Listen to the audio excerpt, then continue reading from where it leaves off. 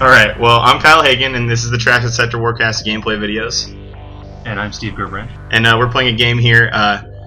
We've both been playing Conquest for about a year and a half now. We've gone to the store champs and the regionals in town, and, we're barely experienced within our own realm, I guess, but we're going to comment on this game we played. I'm playing Black Main. And I'm playing Kith. So my Black Main deck's kind of this weird, ranged attachment. Let's kill everything before it gets too intense type of deck. And it's primarily using Tau units to do it as well. Yeah. And so Steve's deck is like a Kith deck with little tokens and. Yeah. So this Kith deck I found on Card Game DB, and its primary function is to get out bigger demons like the Soul Grinder and Possessed units. So it has those in there, plus the cost reducers like Promise of Glory, which lets you spawn 2 Cultist tokens, and then Splinter Path Acolyte, which lets you sacrifice him to reduce the cost of a demon by 2. Mm-hmm. And then on top of that, it also has a bunch of small units that so you can kind of do either or depending on the situation at hand. So it looks like we got a 3-planet win scenario here. The first 3 planets could be winning planets. We started off by playing a Earthcast Technician and pulled out an Ion Rifle. And apparently I think my opening hand here has 3 marksmen in it, so I'm just going to be setting up that for the next few turns. Yeah, and I'm pretty sure my opening hand had, it had Splinter Path Acolyte and Promise of Glory, and I'm pretty confident it had a big demon, which might come out soonish. That's what I was sitting there expecting, because I'm like, he's like, oh, I got this little halfway weenie deck, halfway big guy deck, and I'm like, oh, this isn't going to be good. So yeah, and I played 3 games with this deck that day, and every single one of them, I think in my opening hand, I had a big demon that I could play almost immediately. Which throwing one of those out on the first planet is almost always a worthwhile opportunity on the first turn, because people usually don't know how to respond to it early game. Yeah, and it works here, as you'll see in a bit. That's me demonstrating that I'm spreading out my Tau units all over the board, all over the galaxy.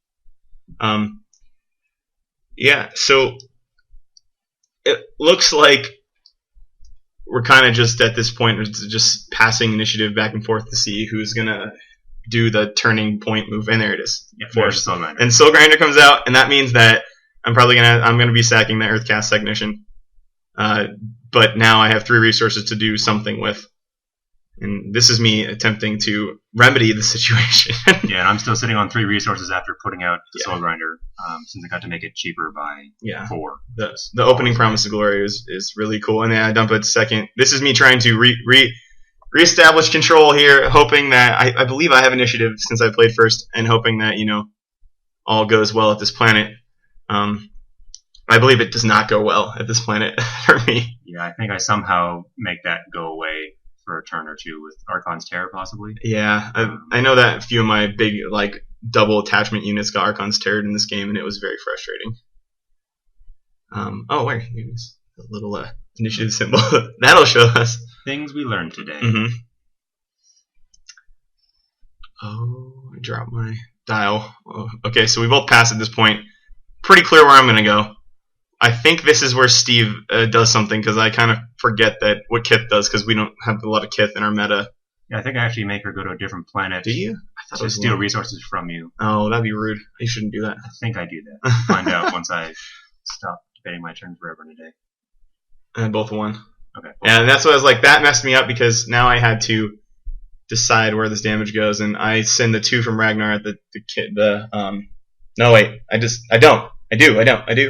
I think I put it. Yeah, okay. In hindsight, I probably should have put that on the Soul Grinder. I was really happy about the Primal Howl, though, because that on the first turn is always good to kind of pull back the. Yeah, that gives you so many options. It's me showing my hand to somebody. I think it's Richard. Yeah, I think it was. And we're resolving command struggles here. Oh, man. Yeah, we pushed at first planet, didn't we? Yes, we did. Oh, that was helpful. That doesn't happen later. It's really bad. Yeah, it doesn't. And one of the drawbacks you have from playing a big demon unit on early first turn is you tend to end up having to catch up a little bit on resource command struggle, because you play basically 2 cards. And there's the Archon's Terror. That's something I kind of forgot about during this game, because I kept doing that same thing too. I think I did it later or in the next game is where I like stacked it up and I was like not thinking about the Archon's Terror because he's like he might not have anything left. Let's hope that's when you get Cavalex War Leader. That's when you get Sicarius' Fury. Those times when you're and then I immediately run away with Ragnar. The Soul Grinder just stomps on the Earthcast Technician, and Steve handily wins that planet, which I believe is where it's a get 3 resources or 3 units if you have more or less units.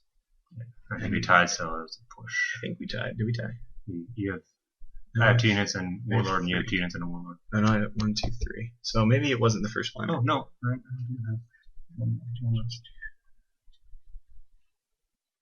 Yeah. Oh, no, he picks it. I was like, there we go. I think at this point I also just drew into another big demon. I think it was because I think you pulled Possessed out on the planet on the second battle on planet 1. And that is scary as well. But the Possessed isn't as good against this deck because everything in this deck, the way I built it, is really tiny. And the Possessed is just putting a lot of damage into one target. So as long as Ragnar's not there, then he's pretty much the only good target for a Possessed in this black main deck specifically. Yeah, but one of the nice things about Possessed is it makes them reconsider where they want their Warlord to go, which could be all I need to get the desired result that I'm looking for, which is either be a planet win or take a future planet without him trying to contest. Especially when you're playing a Possessed for like 3 or 2 if you have the right cards out, which is super nice because you didn't pay very much for something that has 4 HP, which is an average if not above average amount of HP. I think it's above. So, but the 9 power on that is like very. There's another promise. Yes, I think in this turn I do pay 3 for that. There's a second Earthcast. See, I think I get Iron Rifle out of this again. Maybe. Oh no, it's the good one pattern because I didn't have anything else. That's me stacking stuff on top, like for the Kavu or Tabuka or whatever. The card that lets you unexhaust units with attachments if you exhaust your Warlord, which is a card in this deck that has really, really won me games sometimes, but not in this game because this game it was the power summoning demons is really difficult to deal with. Especially when you can back it up with extra units, because all you need is one good guy to survive. Like a Chimera token or something. Yeah. So it is a nice synergy with and that Kith. Yeah, the witch there's really annoying. I cannot remember her name, but Siren Kith. Yeah, and she just basically what I needed to do on this planet is put range units down, and now I can't. So I am stuck trying to figure out if I just let the second planet go or I don't. I put it on there. I think you're trying to threaten me. Here's my 1 cost attachment. Feel scared. But I didn't know how many other attachments you had sitting in your hand.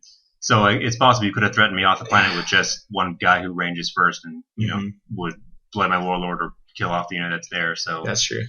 The other part of this deck that's me playing a cards purely to make it so I don't have to pass. That was that play because there's no other really good play for that, and I was just trying to make it so I could at least win that planet on command.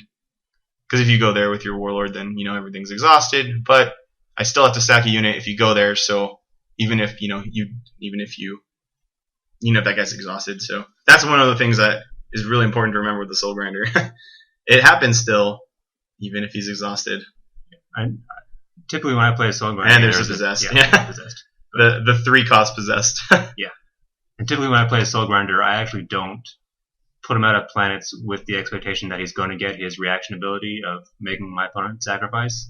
I put it out there with the threat that it might happen, and I'm trying to force cards out of my opponent. Yeah, it's another one of those cards that does exactly that, like the Possessed. You put it down, and it's like, okay, now I have to change my play drastically to make sure I can win command of this planet, or I have to go there. So, yeah, and that's something these demons do really well is force your opponent mid-turn when they have almost no resources left usually to change their strategy. Because you usually don't want to play them like right off the bat. You want to get a few plays out, and you usually have to because you have to either put a Cultist out or play Promise of Glory or something like that. Yeah, which the opponent can kind of see coming, but then also you can bluff and not put a demon out at all, and then you just have a bunch of little token units that can also just swing away. And Splinter Pass still wants command, so Yep. he's got an icon. And that's me again, trying to spread out stuff. I can't win the first planet. I'm not going to waste a dude there because I think I will be losing command or pushing command maybe if we both go there. So I don't know. Maybe I was just like I have no idea what to do because that guy is going to be a 4/3. The White Scar Biker is going to be a 4/3 if they're at a planet of the Warlord. But they probably won't be unless I'm trying to assassinate that rogue trader, which I might be. Because I think you're trying to command snipe it, and then I think what ended up happening is you go to planet 2. To set up for and then the I think turn. I make my Soul Grinder kill off the biker. That's probably true. Because I'm pretty sure that planet that the biker is at is also the one that lets you move a unit. That's the other good thread about a Soul Grinder on turn 1 is he just follows your Warlord around most of the game and has that little teeny amazing ability to sack things. So he goes to a planet, you don't even have to fight anything, and you sack that unit at the planet. So the way I'm spreading out here was not well designed for a Soul Grinder because I need at least 2 units at each planet to survive a Soul Grinder that is exhausted even, much less like win a combat or anything like that. Steve's thinking real hard. I do that He does it from time to time. almost every turn. This game probably would have been 15 minutes if he wasn't thinking, but it's good. You gotta keep thinking. Oh no! Wow. Okay, so I lied entirely. Is it funny watching this again because we're like, where are we going? I pick up the unit and think it's my hand for a second. There's enough cards there. Yeah, there is. That's me trying to set up for planet 3, which I think I end up fucking up anyway, or messing up anyway. Because they're too small. The guys are too small, and Archon's Terror just does work in this game. Oh, that's right. Planet 4 was the one that lets me move a unit, so I put the Soul Grinder there so that way I could get them set up and ready Move them to for planet 2. Planet 2. Mm-hmm. So it'd be ready to go on Planet 1 the next round. Yeah. And I tried to do some work on that witch. On the Possessed. Shields 2 does nothing. Possessed insta murders the marksman, I believe. No coming back from that. He's really angry.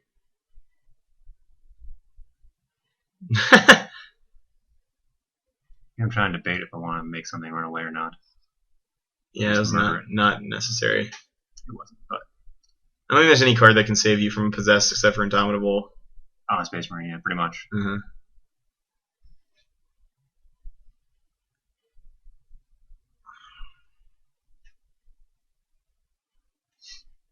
I mean, you're not supposed to see my face. That's weird.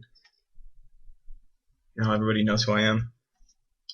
You're gonna be like, that guy's playing Ragnar. They know where you live now. Yes. Units ready.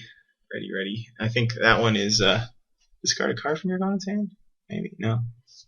Spin nothing. Or trigger a bad ability another planet. Yarvin, you remember that one does? Try to have these cards out while we're playing. Get it later. Yeah, so that was me winning the last planet there, or Planet 4, and then moving my Soul Grinder to make his life. And that's that little thing we were talking about earlier, because now that Chimera is just sitting there, and there's something, it's actually a legitimate unit to worry about later, is if the game ever got that far, was now there's just a Chimera on that planet, and that's 2 damage as a ready unit, and if you have initiative, that guy can set up some really good stuff. Cause you to use shields, and it was free. All you had to do was commit. Free stuff's nice. Swagger. No?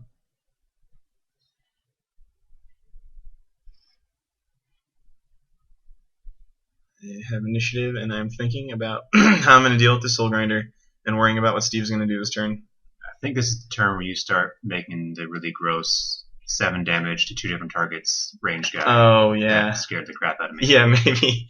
And I put that Nocturne Ultima Bolter, I believe, on a... it was a Nocturne Pattern Bolter. Yeah. Nocturne Ultima Bolter on a... What are those guys? The Stingling Swarms. Yeah, Stingling Swarm. Yeah. Which gave him, he's base 3, and then you give that, which that's so you hit 2 targets with the same attack, and then I think you give him enough upraise that he's doing 7 damage each hit, which that's terrifying. Yeah, because he's in the best part about Nocturne Pattern or Nocturne Ultimate Bolter is that it doesn't say printed value, which is what I kind of tried to put in this deck. I didn't want stuff that said printed value because all these guys' printed value is pretty low. I'm using them for their static effects, or not their traits, but their effects, their abilities, and that's good. There's no Splinter Path Acolyte coming out, which probably means I have a demon. Gonna drop another demon, or prepare for one later. Mm-hmm. It's a dangerous gamble with the Splinter Path because if your opponent starts to do something because if you don't use it, you can kill real easy, which means that you don't get to use it for the one-upping. But it's still a good command unit. Oh, do I put it on that guy? I think I do. The Stingrings one. Maybe. Well, that is 7 damage. Right? No, it was that guy. It was that guy. All right. Yeah, and so this is the second time that dude gets. Well, in a second, he's gonna get Archon's Terror, and I'm gonna be a very sad panda. Yeah, I've been holding on to an Archon's Terror for like the last, I think, 2 turns, just waiting for something terrible to happen, which that card meant something terrible to happen. And in a range deck like this one, or this one specifically, where all the units that are being played in this game at least are being built up so much, it's very difficult to battle the Archon's Terror because it's the single card that can just make it nothing matter. Yeah, so I mean, usually this I don't stack up as much, but I wasn't gonna put a Nocturne Ultima on a 1 on the other marksman, you know? Yeah. Because doing 2 damage to 2 separate targets is alright, but not what's necessary in this scenario. So in this scenario, I probably would have killed the Soul Grinder and the Possessed, and then had to deal with a few tokens. But and even then, I would probably. Oh yeah, because I had that Black Mane Sentinel out now. That's a card. Yeah. But even I wouldn't have played the Nocturne on the Black Mane Sentinel either, because that's 4 damage out, maybe. Yeah, that's 2 damage, 2 different targets. Mm-hmm. I think honestly, rather than stacking up rifles on the same target, it would have been more beneficial to have it on multiple targets and save rifles, because that way it's not as scary of a threat. And I probably would have thought I didn't need to use Archon's Terror on that guy, and so I would have taken the hits on the Soul Grinder, which means he's weaker later. Mm-hmm. And you can just chip away. Yeah, but if you would have had an Archon's Terror in your hand, you probably would have played that now. You would have had 2 Archon's Terrors and just Archon's Terror both the marksmen. Well, yeah, but I mean, I may have had a Soul Grinder though, right? And this is where this planet gets super hairy for me, because even if I can do 7 damage, I'm still gonna have to deal with a bunch of stuff. I gotta, because I'm probably gonna go to 1, which means I gotta deal 2 damage to something. But with the amount of cards in Steve's hand, he's probably shielding, and I just don't think the damage output's good. But this is the last planet I have to lose, so I'm basically forced to go there for all intents and purposes. So, and this is me taking a long time. Me being bored. I just spin it around, flip it up so I can see. Flip it. No, okay. I don't know what I'm thinking about. How bad I got myself in this situation.